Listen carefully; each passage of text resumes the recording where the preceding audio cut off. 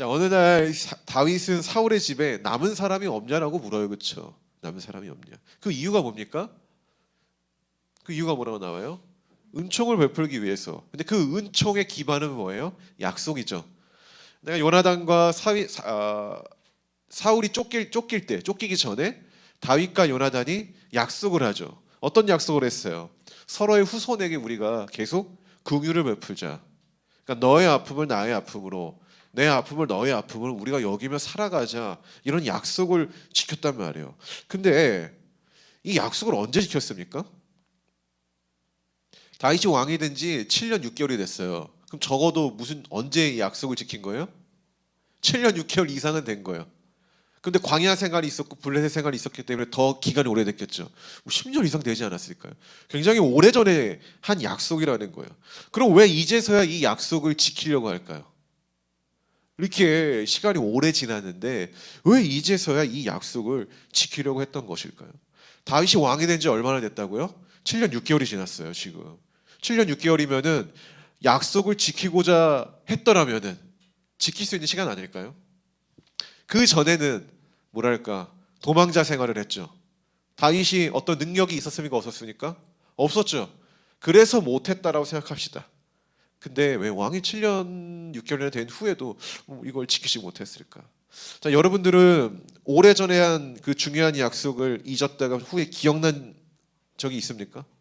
내가 전에 뭔가 중요한 약속을 한 것 같은데 그거 내가 잊었다가 좀 시간이 지나서 기억난 적 있어요?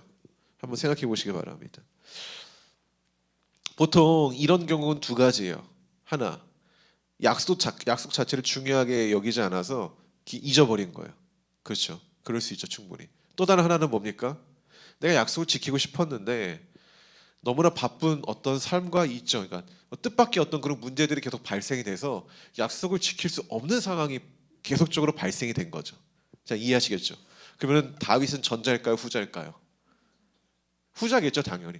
생각이 없었다? 그렇게 말하기는 어려워요. 왜냐하면은 뭐 요나단과 사울의 그 뭐라 그러죠? 장례죠. 장례도 굉장히 잘 치러줬고 또 여전히 그 마음을 담고 있던 것으로 보여지기 때문이죠.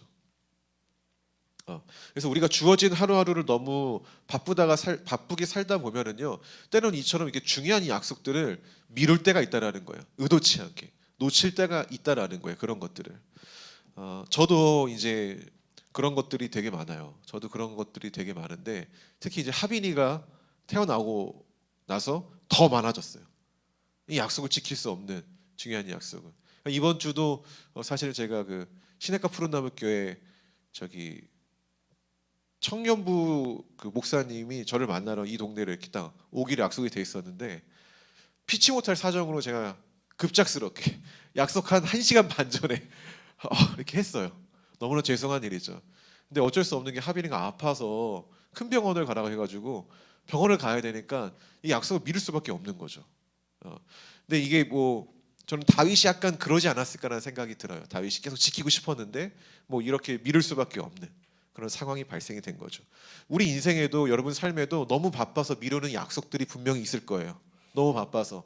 그래서 피치 못할 어떤 사정 때문에. 그 중에 대표적인 게 뭡니까? 경건훈련이죠. 또 나왔습니다. 경건훈련. 저도 설교 준비할 때마다 지루해요. 이걸 맨날 얘기해야 되는데 듣는 사람 지루하겠지. 근데 매주 얘기할 거예요. 여러분 큐티 하시죠? 이거 사실 우리 약속이죠. 하나님과 약속. 기도하십니까? 약속이죠. 밥 먹기 전에 기도하십니까? 경건하게. 가끔 사모님은 숟가락을 든 상태에서 기도하게 돼요. 그래서 이러고. 저도 그럴 때가 있어. 너무 바쁠 때. 하비를 막 울고 있고 밥은 빨리 먹어야 되고 그럴 때는 가끔씩 이걸 까먹을 때가 있다는 거죠. 근데 과연 우리가 피치 못할 사정 때문에 잊어버리는 경우보다 어쩌면은 우선순위에서 밀려서 일부러 안 하는 경우들도 많다라는 거예요. 많다라는. 아마 그런 횟수를 우리가 세본다면은 얼마나 될까요? 여러분 머리카락 개수보다 더 많을 수도 있어요. 그 정도로. 그래서 제가 늘 경건 훈련이나 하나님과의 약속을 지키는 데 있어서 하는 건 뭐냐면은 저는 늘상 그 잠자기 전 밤에 다음 날의 스케줄의 우선순위를 늘 이렇게 기록해놔요. 예를 들어서 큐티 해야 된다. 그것도 기록해놔요. 기도해야 된다. 그것도 기록해놔요. 정말 하나하나 다. 그래야만 바쁜 일상과 주어진 시간 가운데 가장 중요한 하나님과의 약속을 내가 잊지 않는다는 거죠. 이런 장치를 우리가 해놔야 된다는 거죠. 이런 장치를. 다윗 조금 아쉬워요. 제가 다윗을 변호하자면은 분명히 전에도 지킬 수 있는 저는 시간을 어떻게든 만들 수 있다고 생각하거든요. 근데 아쉽게도 그러지 못했습니다. 근데 그럼에도 불구하고 우리가 다윗을 좋게 보는 이유는 지키지는 못했지만 그 마음 가운데 요나단과의 약속은 계속 자리 잡고 있었다라는 거예요.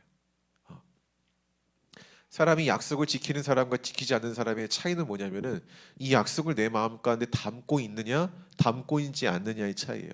마음을 담고 있으면은 시간이 좀 오버되고 지났지만은 그래도 그걸 해요. 맞지 않습니까? 네, 이 마음을 담고 있지도 않으면 어떻게 합니까? 민수는 어떡하지? 네, 그냥 바로 뭐 삭제, 차단하고 보통 그러는 거예요. 그러니까 우리가 하나님과의 관계도 늘 그 마음을 그 약속, 경건의 약속을 담고 있으면은 비록 오늘은 내가 실패했을지언정 오늘이 지나고 내일이 왔을 때 내일을 할 가능성이 크다라는 거예요. 이해하십니까? 그래도 오늘 다윗은 요나단과의 그 약속을 여전히 마음속에 따뜻하게 가지고 있었다. 자, 그래서 그는 약속을 지키기 위해 지금 적극적으로, 물론 시간은 지났지만은 적극적으로 움직이기 시작합니다. 자, 그럼 다윗이 어떤 방법으로 이 약속을 지켜가는지 한번 봅시다. 자, 먼저 다윗은 이 약속을 지키기 위해 긍휼을 베풀기 위해 했던 이 행동이 뭐예요? 오늘 본문에서. 네? 오늘 본문에서 한 2절인가 3절 봅시다. 2절 한번 읽어보세요. 자, 시작. 사울의 집에는 종 한 사람이 있으니 그의 이름은 시바라. 그를 다윗의 다윗 앞으로 부르매. 부르매. 아멘. 자, 이 다윗이 이 약속을 지키기 위해, 그리고 그 약속은 긍휼을 베푸는 건데 그것을 지키기 위해 가장 먼저 한 행동이 뭐예요? 사람을 찾은 거예요. 그렇죠? 그가 찾은 인물은 사울 집안에서 종 노릇하는 시바라는 사람입니다. 맞죠? 자, 다윗은 그에게 사울 집안에 남아 있는 사람이 있는지 없는지 묻고요. 그리고 다윗은 요나단의 아들이 있다는 소식을 여기서 듣습니다. 자, 근데 이 아들에게는 문제가 있어요. 일단 아들의 이름이 뭐죠? 무비보셋인데 이 아들에게 문제가 있어요. 어떤 문제는? 다리를 전다라는 거예요. 그러면 이 아이들은 태어날 때부터 다리를 저었을까요? 절었을까요? 선천적이었을까요? 후천적이었을까요? 후천적이죠. 사무엘하 4장 4절을 보면은요, 이런 말씀이 나와요. 사울의 아들 요나단이 그 사울과 요나단이 죽었다라는 소식을 듣고 어떻게 되면 유모가 이 어린 아이를 데리고 피신을 해요. 그러다가 떨어뜨려요, 이 아이를. 그 결과 두 다리를 저는 사랑으로 된 거예요. 그러니까 요나단의 장애는 뭐냐면은 어떤 선천적인 것도 아니고 또 자기의 잘못도 아니에요. 그냥 전쟁에 대한 아픔인 거예요. 정치적 싸움에 대한 아픔인 거예요. 이 무비보셋의 아버지가 누굽니까? 요나단. 요나단의 아버지는 왕이죠. 왕이 패배합니다. 그러면 그 왕의 후손들은 다 죽는 게 고대 근동의 너무나도 당연한 문화거든요. 고대 근동뿐만 아니라 우리나라에도 그런 것들이 있었죠. 그렇기 때문에 이 제거 1순위였던 무비보셋을 살리고자 유모가 도망치다가 너무나 안타깝게 이런 사고를 당한 거예요. 그러니까 무비보셋의 인생을 생각해 볼게요. 너무 암울하지 않습니까? 너무 암울한 거예요. 자기 의지가 없어요. 이런 삶의 결과가 나타난 데 있어서. 어린 5살이었으니까. 그럼에도 불구하고 그는 여전히 몰락한 왕가의 후손으로 어떻게 살고 있는 거예요? 두 다리를 절면서 살고 있다라는 거예요. 딱한 거죠. 아마 이 이야기를 다윗이 들었을 때 다윗의 마음이 어땠을까요? 짠하겠죠. 여러분들도 그렇잖아요. 여러분들도 우리가 누군가를 도울 때 저 사람 잘 살더라 이러면 돕고 싶어요? 사실 그렇지 않아요. 인간의 마음이라는 게 저 사람 되게 짠해라는 이야기를 들으면은요, 뭔가 더 빨리 도와주고 싶은 마음이 든다라는 거예요. 저는 이 이야기를 들었을 때 다윗이 더 그런 마음이 들었고 또 요나단과의 약속을 내가 빨리 지켜야겠다라는 더 큰 마음을 가졌을 거라는 거예요. 자, 그래서 그는 어떻게 합니까? 지체합니까? 아니요, 즉각적으로 데려오라는 거예요. 자, 우리가 여기서 생각해 볼 것이 뭐라고 했죠? 이 은총을 베푸는 데 있어서 이 은총은 히브리어로 헤세드, 그래서 긍휼 또는 아름다운 손길 뭐 이런 뜻인데, 이것을 베푸는 데 있어서 첫 번째로 행한 그 지혜가 뭐냐면은 이 대상을 찾을 수 있는 그 사람을 먼저 찾았다라는 거예요. 우리가 어떤 문제를 해결할 때 아무나 찾아간다고 해서 그 문제가 해결됩니까? 아니요. 지금 다윗은 요나단의 후손을 찾을 수 있는 능력이 있습니까? 없습니까? 없죠. 있었으면 본인이 갔겠죠. 근데 없으니까 다윗이 찾은 사람이 누구예요? 요나단의 후손과 가장 가까이 있는, 그들의 정보를 가장 잘 알 수 있는 사람을 찾아온 거죠. 그 사람을 찾아가 이 문제를 해결하고 싶었던 거니까요. 저는 이게 되게 중요한 포인트라고 생각이 돼요. 중요한 포인트라고. 제가 요즘 고민하는 것들 중에 그 두 가지가 있어요. 이 두 가지가 또 교회에 대한 건데, 하나는 우리 교회 미래. 우리 교회 미래. 어제 리더십들과 교회 미래에 대해서 한번 저희가 토론했고 기도를 하고 있어요. 지금 어떤 결정을 내릴 건데, 뭐 이건 나중에 말씀드릴게요. 그 두 가지는 뭐냐면은 우리 교회 사역이에요. 사역. 어떤 사역을 해야 되는가. 근데 제가 요즘에 아침마다 이제 큐티하고 기도하고 막 그런 가운데 주님이 주시는 마음이 뭐냐면은 이 세상 속에 연약한 자들을 좀 찾아가 긍휼을 베풀라는 마음을 많이 주세요. 긍휼을 베풀라. 근데 뭐가 어려운지 아십니까? 긍휼을 베풀려면은 뭐가 어려우세요, 여러분? 어려운 돈이 나와야 되는데 우리가 1차적으로 긍휼을 베풀려면 돈이 있어야 되거든요. 그렇죠? 근데 저도 당연히 그 생각을 했어요. 돈이 있어야 돕지. 돈이 있어야 돕지. 뭐 이제 민수가 이제 솔라피드 단장이잖아요. 돈이 있으면 도와주고 싶어요. 없어서 못 도와주지. 있으면 긍휼을 베푸고 싶어요. 근데 되게 돈이 1차적인 문제인데도 불구하고 기도를 할 때마다 돈이 문제가 아니야라고 이렇게 좀 생각이 되는 것들이 뭐냐면은요. 돈이 있어도 정말 이걸 필요한 사람을 찾는 게 어렵더라고요. 대표적으로 찾는 게 어려워요. 필요한 사람을 찾는 거. 그러니까 이런 거잖아요. 정말 힘든 사람이 나 어려워요라고 말할까요? 사실 그렇지 않아요. 그냥 인간한테는 이 치부를 숨기고 싶어하는 그런 마음이 있지, 이거를 만천하에 막 이렇게 드러내고 싶어 하잖아요. 근데 이걸 만천하에 드러내는 사람도 있어요. 사기꾼들. 우리 교회 가끔씩 저한테 전화 와요. 정일 목사님이시죠? 이러면서 제가 약값이 부족한데 뭐 1만 원만 뭐 봐주세요. 우리 교회 막 유튜브에도 올라와요. 저는 부산에 사는 누구누구 청년입니다. 이러면서 막 서사. 똑같은 글이 어딜 가나 다 있어. 저희도 뭐 많이 보냈죠. 많이 보내고 그랬는데 사실 인간은요 본성상 자기의 치부를 드러내려고 하잖아요. 자존심의 문제도 있고 인간이 그래요. 여러분 그럽니까?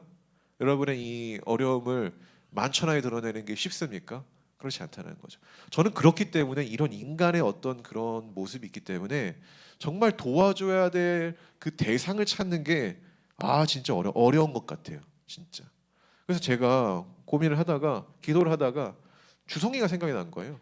주성이가 생각이 나서 NGO 단체에서 일하니까 급하게 전화를 했죠. 주성아, 목사님 요즘 기도하다 이런 마음이 든다. 우리 교회가 이런 일을 했으면 좋겠다. 근데 너가 이쪽 분야에서 일을 하니까 사람을 찾아라. 사람을 찾아라. 주성이가 예 목사님 제가 해볼게요. 그리고 연락이 왔어요. 목사님 연락이 왔어요. 못하겠습니다. 여러분 주성이는 전문가가 아니어서 왜냐면은 NGO 단체 있다고 해서 그 사람을 찾는 대상이 일을 다 하는 게 아니더라고. 보니까 저도 알았어요. 그러니까 이 안에도 분야가 있는 거예요. 큰 카테고리를 보면은 주성이가 그러한 일을 하는 분야에 있지만은 사실 접점이 있는 그 직책은 따로 있나 봐요. 맞죠? 따로 있어서 어렵다. 아무튼 그래서 제가 그때 막 그 이야기를 듣고 막 네이버에 인천 노숙자, 인천 버려진 아기들, 막 인천 미혼모 막 이런 것만 검색하기 시작했는데 확실히 이런 걸 검색하면은요 기관이 나와요. 기관. 무슨 사회복지 단체, 무슨 천주교 하는 단체, 불교 하는 단체, 기독교 하는 단체, 뭐 이런 것만 나오는 거죠. 근데 어쨌든 저는 뭐 지금 당장 실천은 안 하지만은 좀 이 마음을 계속 이렇게 품고 있어요. 그래서 하나님이 우리에게 좀 좋은 사람을 만나게 하셔서 이 일을 좀 진행할 수 있도록 도와주셨으면 좋겠다, 이런 마음을 좀 품고 있습니다. 여러분 본문에 하나님의 직접적인 활동이 나옵니까? 사실 나오진 않아요. 그러나 다윗의 문제를 가장 잘 해결할 수 있는 이 사울 집안의 종, 이 시바를 찾게 된 것은요, 저는 하나님의 은혜라고 생각이 돼요. 저는 다윗이 요나단과의 약속을 저버리지 않고 잘 지킬 수 있도록 하나님이 지금 인도하시고 있다라는 생각이 들어요. 그런 의미에서 저는 이 교회에 또 하나님이 귀한 사람 연결해 주셔서 우리가 이 이웃 사랑을 실천하고 긍휼을 베푸는 사역을 하는 데 있어서 좀 잘 지혜롭게 할 수 있도록 나아갔으면 좋겠다라는 좀 기도를 했습니다. 할렐루야. 정말 필요한 곳에 정말 소중한 것을 나누는 거죠. 다윗은 요나단의 아들 이제 무비보셋에 대한 이 소식을 듣자마자 고민하지 않고 어떻게 했다? 즉각적으로 움직였다라는 겁니다.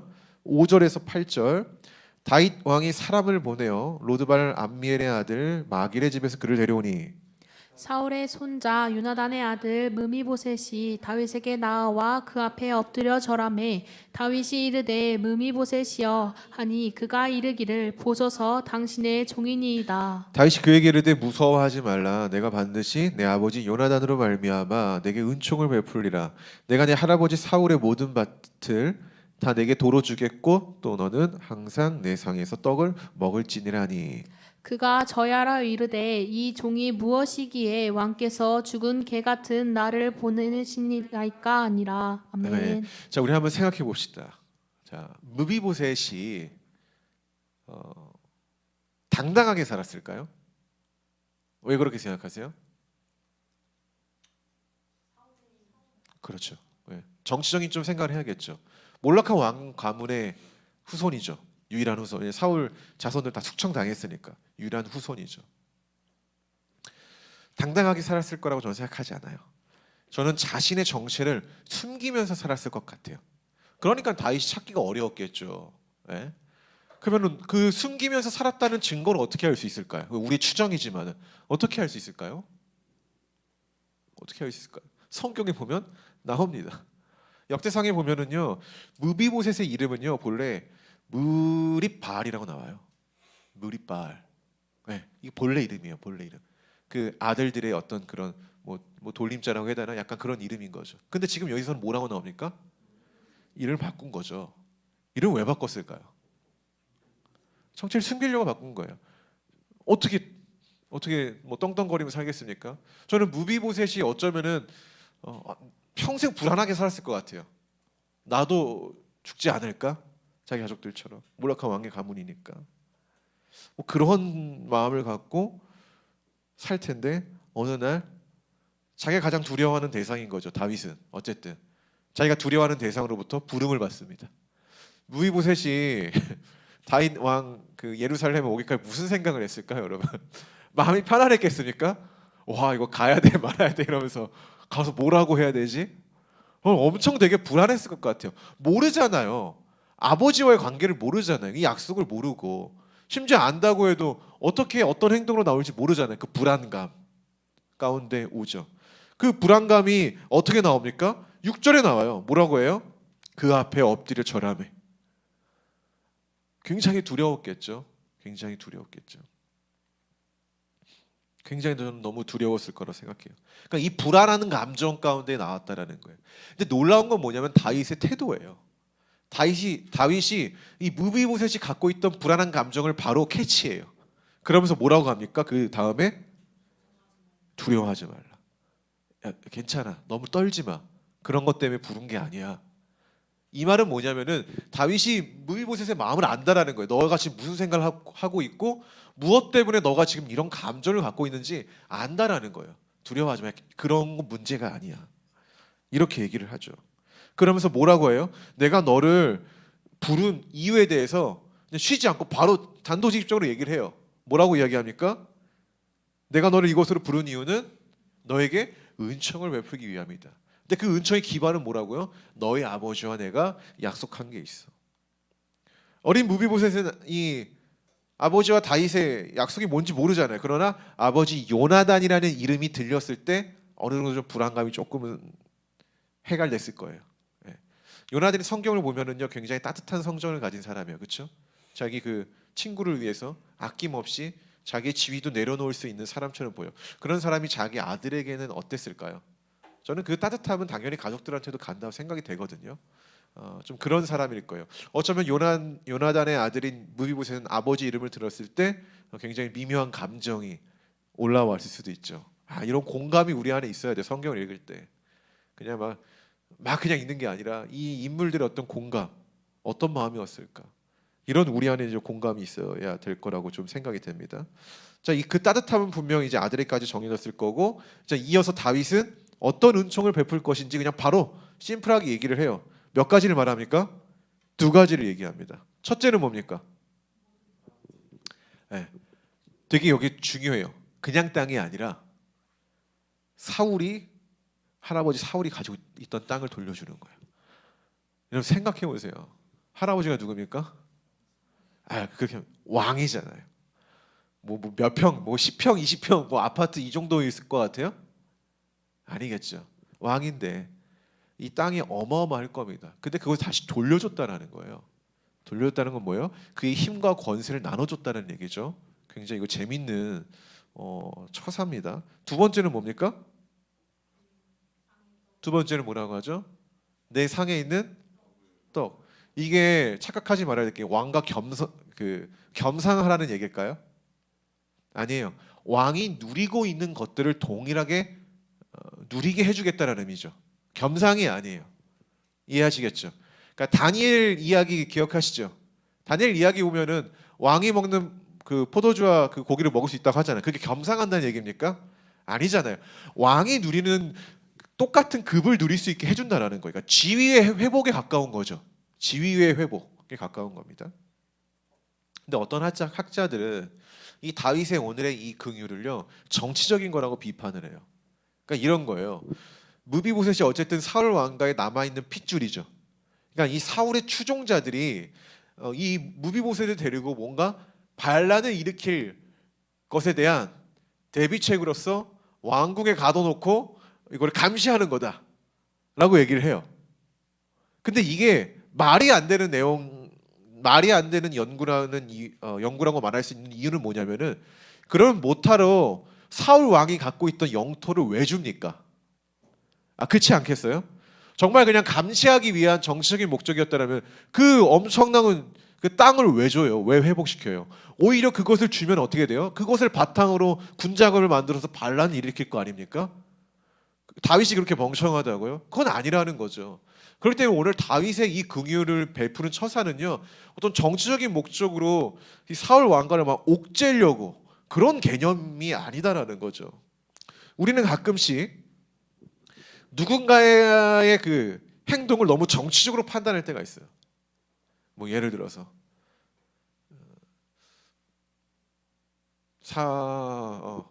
여기 세훈이가 어느 날 돈이 생겨서 학생들한테 뭐 빵을 나눠줬어요. 너무 세훈이 너무 막 은혜를 받아서 나눠줬는데 옆에 있는 우리 승원이가 저거 단대장 2번 해 먹으려고 이 이제 총학생장 나가려고 밑밥 까는 거야.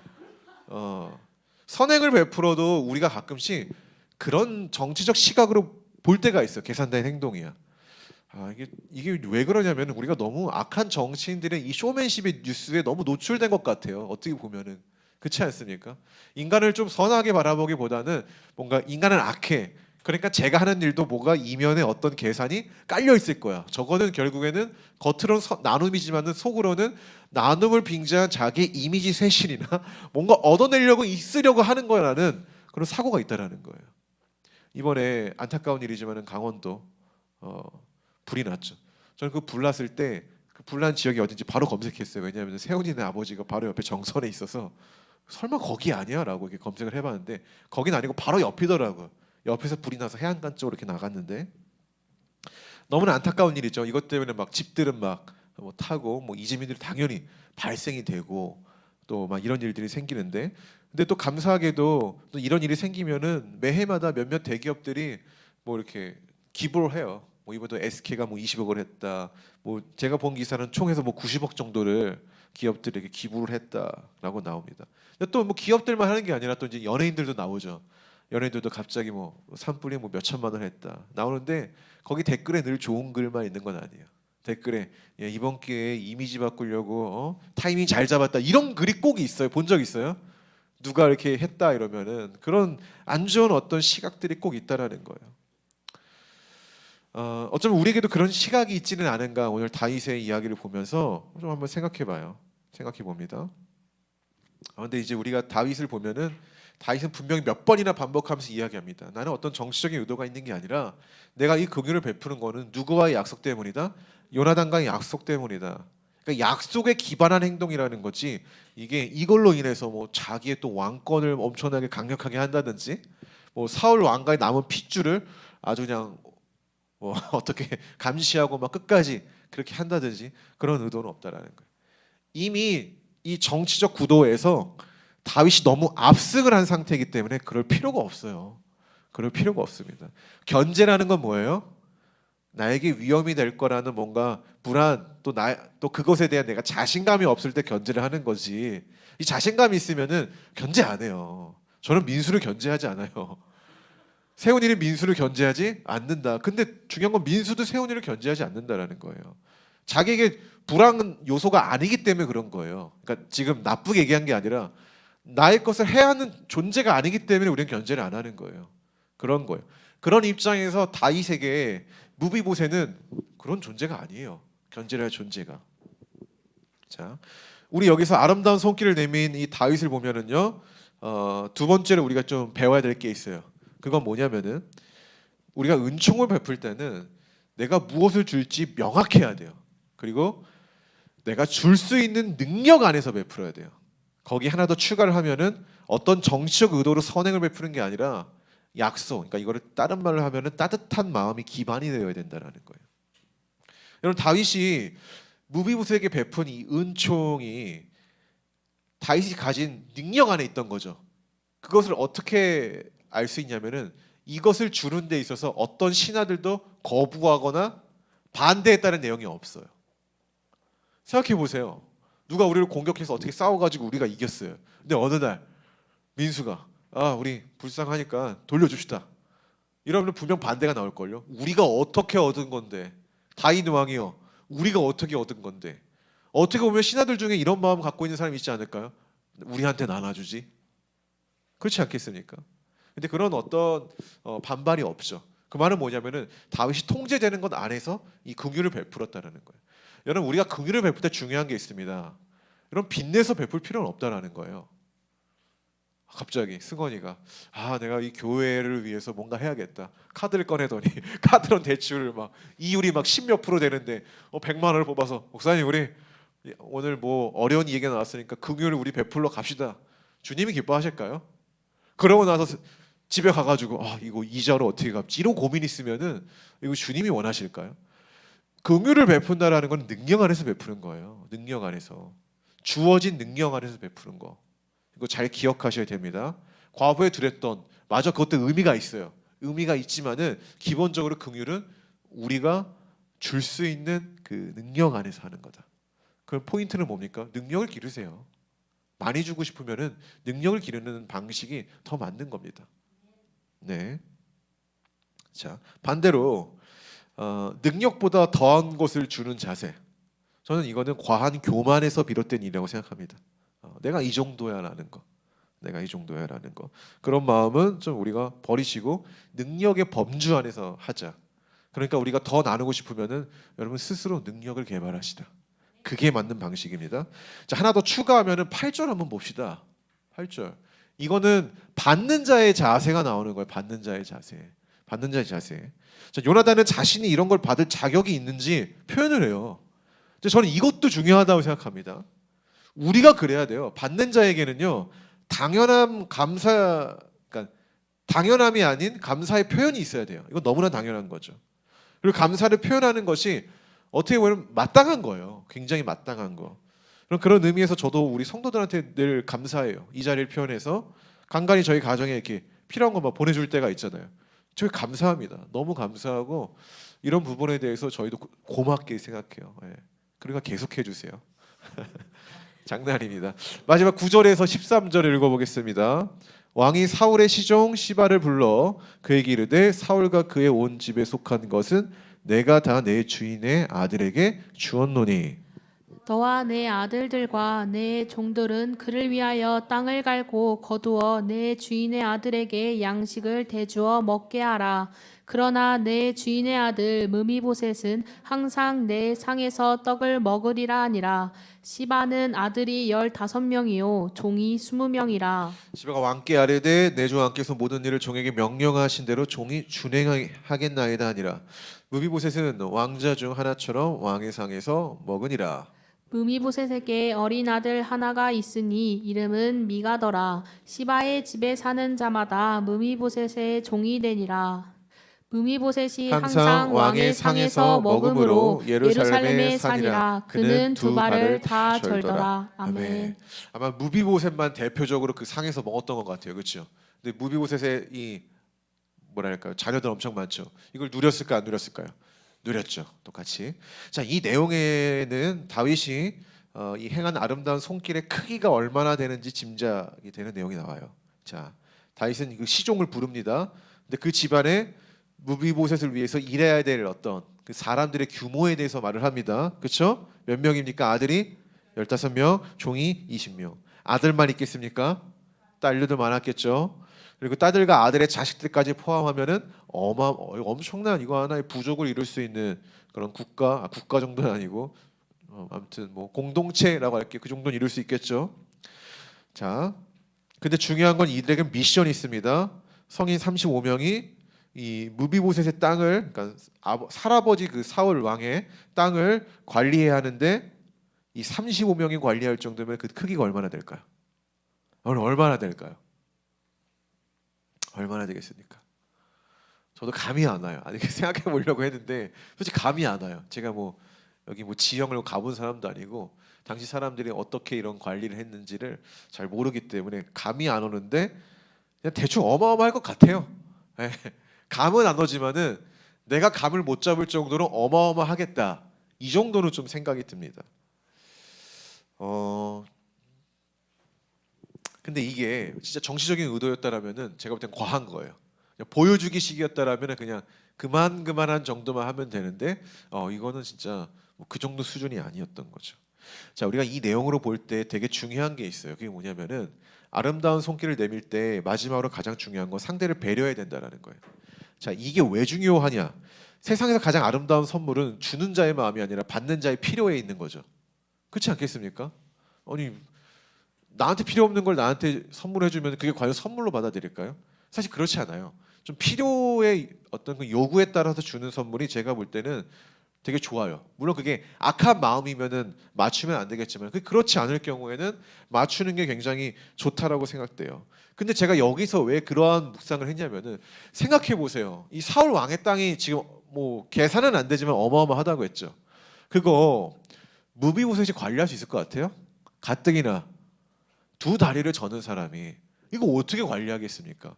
이거 만약에 일할 사람을 주지 않고 땅만 줬으면은요, 그거 애물단지예요. 오히려 고통이에요. 뭐야 지금 놀리는 건가? 이렇게 될 수밖에 없는 어떤 처사가 되는 건데 그게 아니라 이 땅이 있으면은 이 땅에서 생산을 할 수 있는 노동력까지 제공을 했다라는 거. 왜? 무비보셋한테는 그 노동력이 없으니까 그는 스스로 그것을 노동력이라는 에너지를 가질 수 없는 사람이니까 그런 장애를 갖고 있다고 했잖아요. 저는 그래서 그것을 알고 다윗이 이 어마어마한 어떤 그 에너지, 노동력에 대해서도 선물해 줬다고 생각해요. 저는 이건 상대방을 생각하지 아니하면은 하지 못하는 처사라고 생각하거든요. 만약에 정말로 그냥 정치적인 의도로 표면적으로만 했다라고 하면은 이 사람들까지 보낼 필요는 없는 거예요. 세상에서 가장 귀한 게 뭔지 아세요? 사람이에요. 돈도 결국에는 사람보다 앞서지 않아요. 사람이 있어야 돈이 있는 거거든요. 돈이 있어야 사람이 있는 게 아니라 이게 굉장히 잘못된 논리인데 사람이 있어야 어떤 경제가 있는 거예요. 그렇기 때문에 경제보다 앞서는 게 사람인 겁니다. 근데 그 경제보다 앞서는 사람을 줬죠. 그리고 그 사람들이 일할 수 있는 터전을 줬죠. 그럼 거기서 뭐가 나오겠습니까? 평생에 먹을 수 있는 생산거리가 나오는 거예요. 굉장히 무한한 사랑, 무한한 선물을 줬다라는 거죠. 이런 점을 보면은요, 다윗이 지금 요나단과의 약속을 지키는 데 있어서 굉장히 세심한 모습을 보여주고 있는 거예요. 세심한 모습을.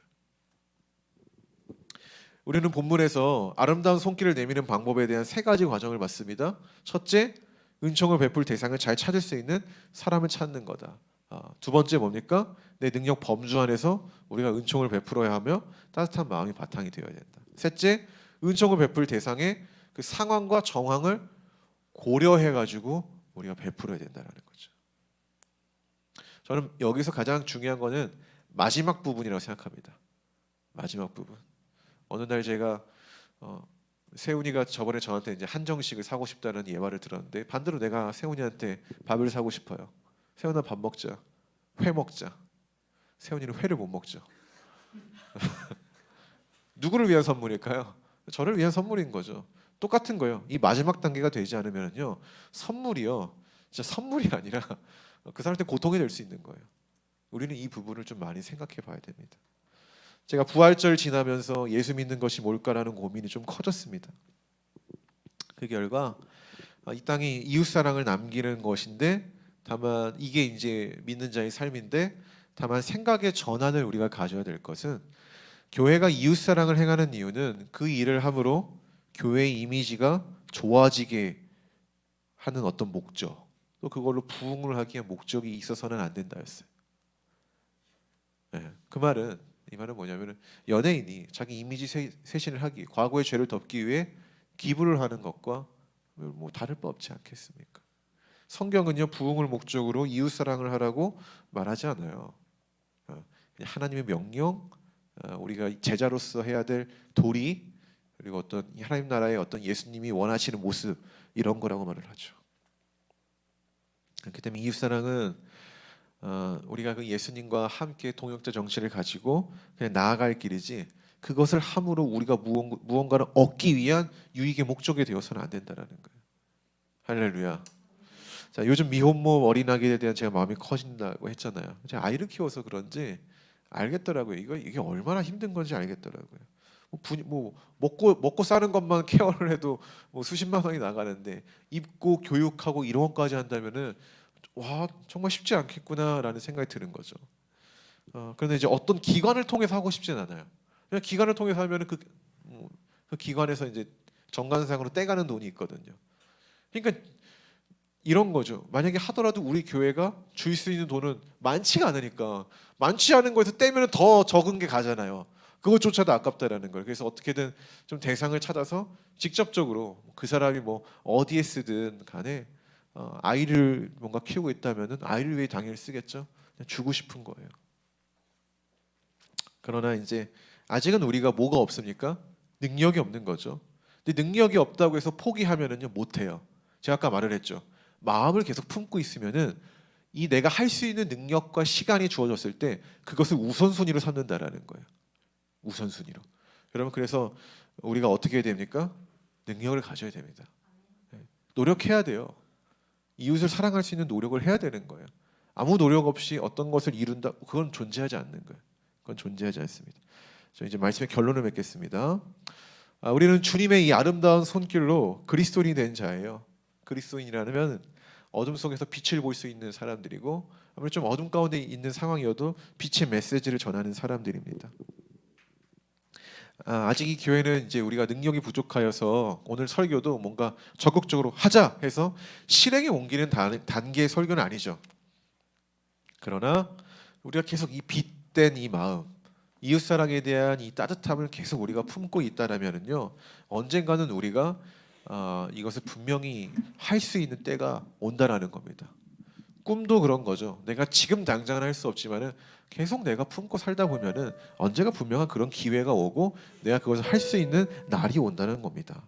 그렇기 때문에 오늘 다윗처럼 우리가 그 능력과 그 시기가 주어졌을 때 은총을 베풀고자 지체하지 말고 적극적으로 나아가는 존재들이 되었으면 좋겠어요. 아멘. 네, 그러나 무작정 아무렇게나 하는 게 아니라 방법을 잘 찾고 하자. 우리의 능력이 부족해서 못하면은 주변 사람들의 작은 능력을 모으면 되는 거예요. 우리가 이런 마음이 있는데 동참할래? 사실 어떻게 보면 우리는 능력이 없는 게 아니라 여기까지 되게 번거로운 일이잖아요. 그 번거로운 일을 하기 싫어서 안 하는 거예요. 그치, 민수야? 아까 목사님 뒤에서 말한 것처럼 우리는 능력이 없어서 안 하는 게 아니에요. 번거로우니까 안 하는 거지. 우리는 이것을 구분해야 될 줄 알아야 됩니다. 여러분, 오늘 게으름이란 책 다 보셨죠? 오늘 나눌 건데 결국에 뭡니까? 그냥 안 하는 거예요. 마음이 없는 거고, 뭔가 내가 하는 거에 대해서 그 번거로움이 싫은 거고, 그 에너지를 쓰는 게 내가 싫은 거죠. 그래서 우리는 그걸 게으름이라고 말을 하고, 그 책 저자는 이것은 죄다라고 이야기까지 하죠. 어쩌면은 우리가 하나님 말씀을 지키지 않는 삶 자체가 문제가 아니라 지키려고 하는 마음이 없는 게 문제인 거죠. 확실하게는 그 문제를 해결해야 우리가 뭔가 해볼 만 할 텐데, 사실은 우리가 그 문제조차도 우리가 인식하지 못하고 있으니까 어쩌면 우리는 하나님 말씀과 더 멀어진 삶을 살고 있지 않습니까? 우리 심각하게 고민을 해봐야 된다는 거예요. 여기 앉아서 좋은 말씀 듣고, 물론 좋은 말씀의 기준이 좀 다르겠지만 말씀 듣고 내 마음이 평안해지고 그러고 인해서 내가 그리스도인이라고 말하라는 거는 영적 자위에 불과하는 거예요. 그거는 성경이 언제 그렇게 당신이 예배드리면 당신이 그리스도인이라고 언제 이런 규정을 했습니까? 성경이 그리스도인이라고 말하는 건 뭐예요? 그들이 예수 그리스도의 도를 따른다라는 거예요. 그렇게 살았기 때문에 조롱의 말로 저 그리스도인들이 이렇게 시작이 된 거거든요. 거기에는요 그냥 앉아서 예배드리는 게 전부가 아니었다라는 거죠. 따름이 있었다라는 거예요. 따름. 그렇게 살아가는 거예요. 그렇게 살아가는 그들의 모습을 보고 너네 되게 희한하다, 너네 굉장히 이상한데 삶의 방식이, 이 사람들이 이렇게 가치를 갖고 살아가는데 너네 가치는 조금 다르네 라고 하면서 우리는 그리스도의 도를 따르기 때문에 달라, 이래서 조롱하는 말로 너네 그리스도인이야 라고 말을 하는 거. 요즘 시대에는 예수쟁이야 라고 말을 하는 거예요. 근데 요즘 시대에서 예수쟁이라고 하면 무슨 의미예요? 굉장히 이기적이고 신비적이고 뭔가 배타스러운 어떤 마음을 갖고 있는 그런 존재로 본다라는 거예요. 그러면 우리가 이 예수쟁이, 그리스도인이라는 단어를 포기해야 됩니까? 아니면 이 정의를 바꿔야 됩니까? 정의를 바꿔야 해요. 세상이 바라보는 정의를 바꾸는 게 우리의 문제라는 거예요. 그리스도의 이름을 포기하는 게 아니라, 예수쟁이를 포기하는 게 아니라. 7년 6개월이 지난 오늘 다윗이 약속을 기억했습니다. 아니, 하나님이 기억하게 하신 거예요. 우리는 그렇게 바라봐야 돼요. 교회를 개척하고 6년이 지난 지금 하나님이 우리 마음속에 이웃사랑이라는 마음을 주실 줄 믿습니다. 아멘. 분명히 하나님이 주실 거고 우리가 앞으로 후에는 그러한 사역의 방향을 나갈 거라고 저는 믿습니다. 그에 따른 능력도 주실 거라고 생각돼요. 더군다나 방법도 주실 거예요. 오늘 이 다윗에게 지혜로운 방법을 선사하셨던 것처럼 우리에게 그런 사람들을 붙여줄 거고 그 말씀에 우리는 순종하는 교회가 될 겁니다. 할렐루야. 세상이 우리를 안 좋게 평가한다면은 안 좋은 평가를 바꾸고자 하는 그런 그리스도인이 되기를 소망합니다. 기도하겠습니다.